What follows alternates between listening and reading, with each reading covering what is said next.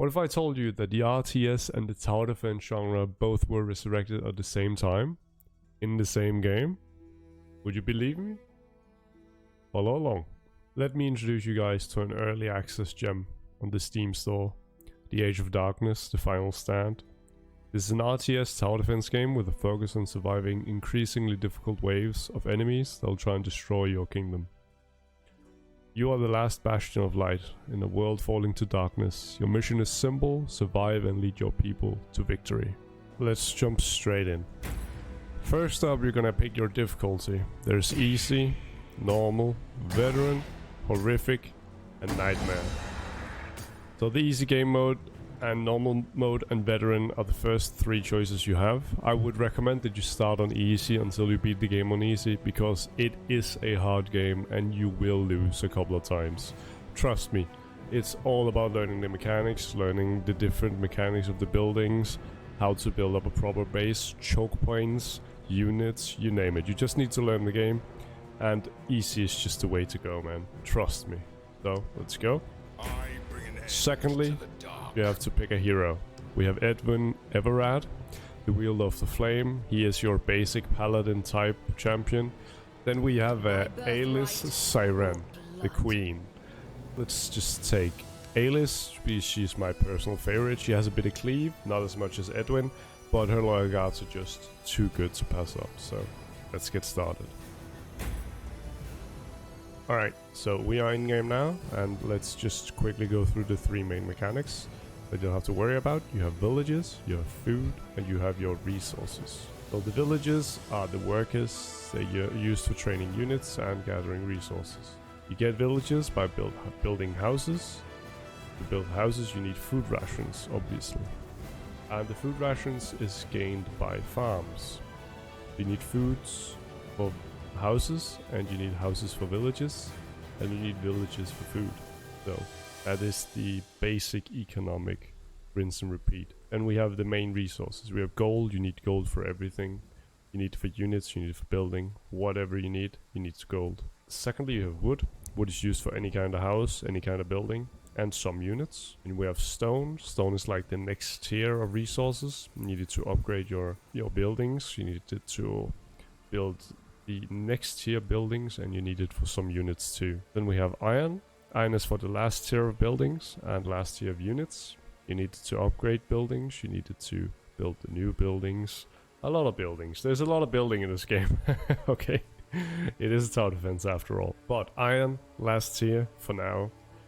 I don't think they're going to put on more resources. I wouldn't, because the synergy right now is really good. Lastly, we have Dark Essence. Dark Essence is for upgrading your units in the talent tree and for reviving your hero if he dies early. Then you can use some Dark Essence. If you've collected it, you get it from the elite nightmares around the map, or collecting it from the spawn sites of the Death Knights. They will go into that later.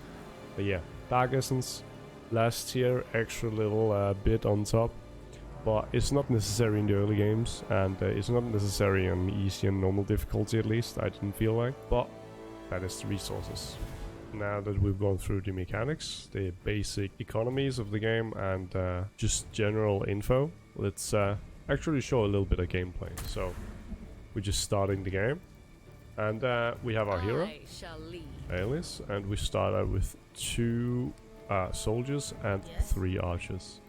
The keep generates revenue, and we use it to build. As you can see, we have a lot of food and not a lot of villages, so we're gonna start out by building a house. 1 dwelling.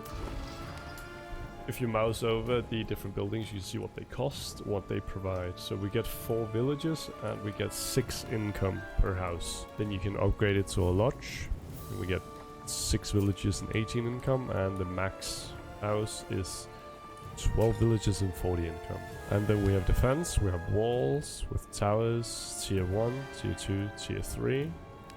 Then we have the different resources. We have the lumber yard, and as you know, we need lumber to build anything else, the quarries or the fishing ports. So if we can just find a good spot. This is a 17, 11. I think the 17 is the best we're gonna get for now. It is worth going around and seeing if you can find a really good spot to place your your lumberyard. Like down here was probably better maybe. The more trees, the better produce, right? But yeah, then the game basically revolves around surviving these 4 days until you have a death knight. A death knight is a big spawn on the map. It's usually around the outer edges of the map. A big hell gate will spawn, and a lot of enemies will rush to destroy your keep, and that is what we have to defend. This is where the tower defense aspect of the game kicks in. So, what we do is we build out our kingdom by going around killing monsters, and that way we can up our income, so we can build better towers, better houses, ballista towers, siege weapons, stuff like that. So let's continue a bit. The map will be littered with these small guys. That is the first tier of enemies. Pretty simple. The harder the difficulties are, the more will spawn in the open world. And here you see, this is a very good stone quarry. So we would very much like to have a quarry. Here you can see we just got a 18 lumberyard here. And it's switched from decent to bountiful. That is when you get around the 18 to 25 lumber per tick. You can see there's a timer running for when we get our resources. The higher the resource you can get per building, the better, obviously. Well, you're not always as lucky when you start in the game, and the maps are generated randomly. So, you know, right? We're reaching our max on gold, so we want to spend some gold so we don't cap on it. We're gonna need some more villages after this. We're just gonna need some more wood. So when we get a tick of wood, we will get some more villages. But yeah, this is basically it, team, for now. The basics of the game. Now, I'm gonna fast forward a bit to Death Knight, and I'll show you what it's all about.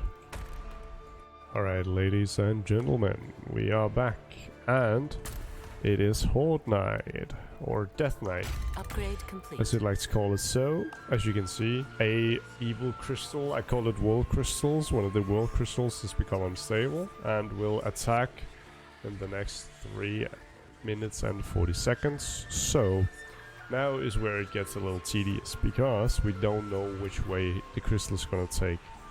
They can either come from upgrade up here. Complete. You can see there's 3 ways into our base. There's up here, there's down here, and there's over here. But I don't think they'll come here, and I don't really think they'll come here. I think they'll attack from here, but we're not sure. But what we'll do is we'll prepare both sides. You kind of just have to gamble.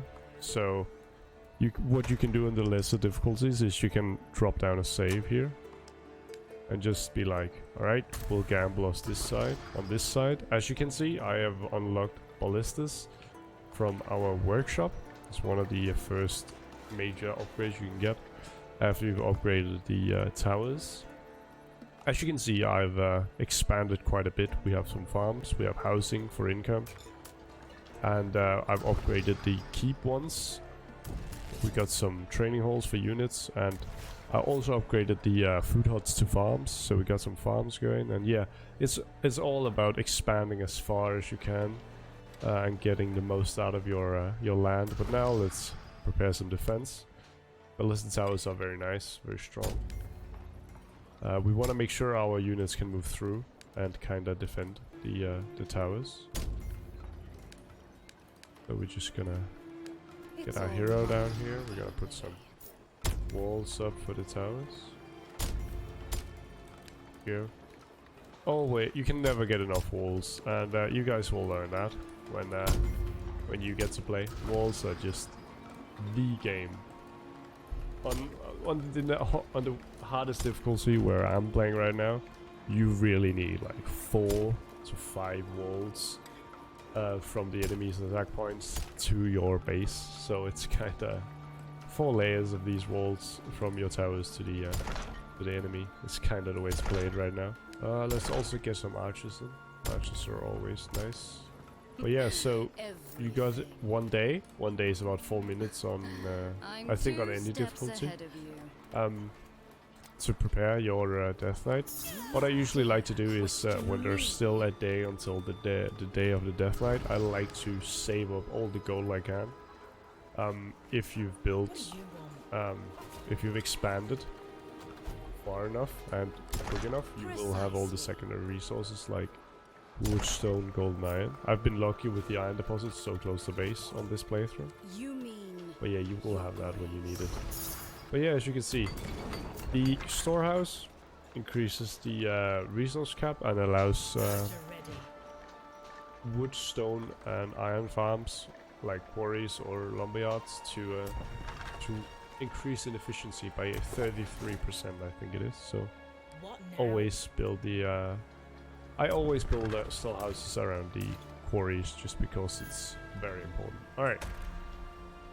1 second till Death Knight. As you can see, this fog. This is the fog of darkness, and it'll spawn units to attack your base. It can spawn units to attack your base, but it usually will from the obvious directions like the choke points around your map. As you can see, if units stand in the death fog, they will slowly lose health and die, and they become horrified. The Horrify effect reduces damage by 20% and defense and movement speed by 20%. It's really handicaps your units. We'll just put one over here to defend the farm and one here to defend the city. And we'll send these archers down in this town. There we go. Alright, in a second we'll see where the portal attack from, so let's go. Yes. Nice animation, crystal spawn. Go. Do they move down or up? They move up. And then we have our first Malice. 50% chance for crawlers to spawn from enemies. And then that's attacking. They're attacking from here. You can see it by the lightning effect. So we guessed wrong. That sucks quite a bit. What you can do now is you can reload. Or you can try and make up for it. I think we can make up for it due to us playing on the easiest difficulty and having a pretty well set up base with some towers here and there to protect us. See if we can make it. So what I'd be doing now is falling back and just making a new choke point. It would usually be around here, but I can't see anything because of death fog. We can build towers to allow us to move the death fog a little bit away. Yeah, I think we can do this if the ballistas can get up ASAP and get charged. Then it should be doable. Now obviously they're gonna... Okay, yeah, good. Yeah, we are having problems. Everybody's getting horrified, but that's the world. I don't think on easy difficulty there's any special creatures, so this Malice is actually kind of free. It'll just be these axe dudes and the normal ghouls for now. But yeah, as you can see, we're pretty well set. I don't expect you guys to be able to do this, like get ballista towers and stuff like up on the first wave. It is... I have played this game a lot, so you know. I'm a little more versed in it, but we shouldn't have any problems here. You can see the enemy count here, and it is not too hard. This is 98 enemies on easy on the first wave. On horrific or nightmare, I'm playing on nightmare, the hardest difficulty right now, trying to beat that. On the first wave you have 520 enemies to deal with in the first wave, so if you don't have at least 3 or 4 of these bad boys, you lose. But yeah, then we get a blessing, the blessings I've been talking about.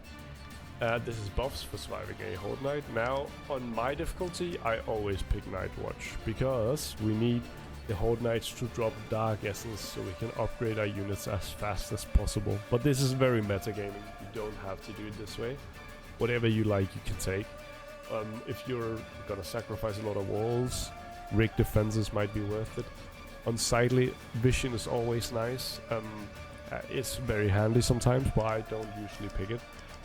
Here I would pick the Night Watch so we can get some drops from expanding our kingdom at night. But yeah, guys, the introduction to Age of Darkness. It is a solid game. RTS, building out your kingdom, building units, attacking monsters. It's all here. Medieval fantasy, dark fantasy, medieval warfare against monsters. I love it. Like, this is my jam. This is exactly what I like to play. So, without further ado, this video is long enough. I'm gonna leave you. Have a good day. Enjoy yourselves, and goodbye for now.